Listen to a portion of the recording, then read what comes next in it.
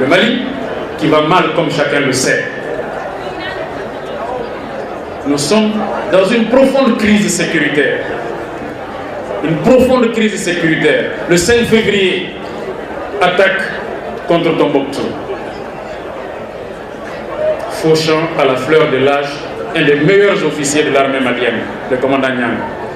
Le 12 février, Kidal, fauchant des jeunes Guinéens au nombre de 7 et de très nombreux blessés.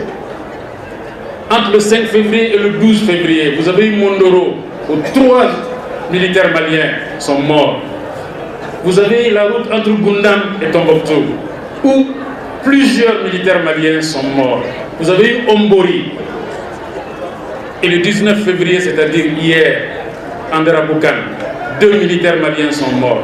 2 jours avant, à Ineka, sur la route Ansongo-Menaka, un chef de fraction, un chef religieux, a été exécuté par des bandits dans son village. C'est dire si le Mali ne connaît pas une grave crise sécuritaire.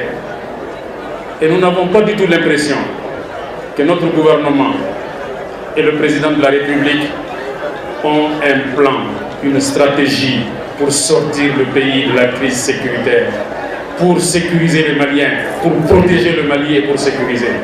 Si ce plan existe, le peuple malien voudrait bien le savoir. Nous voudrons bien voir ce plan s'il existe.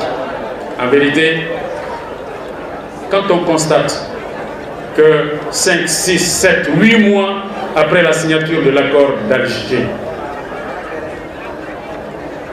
que tous les protagonistes de l'accord d'Alger, à l'exception du gouvernement, se plaignent des lenteurs, de la non-exécution de l'accord, cela indique très clairement qu'en vérité, notre gouvernement n'a pas de plan, notre gouvernement n'a pas de stratégie. Mieux, le président de la République n'a pas de projet pour sortir le pays de la crise sécuritaire.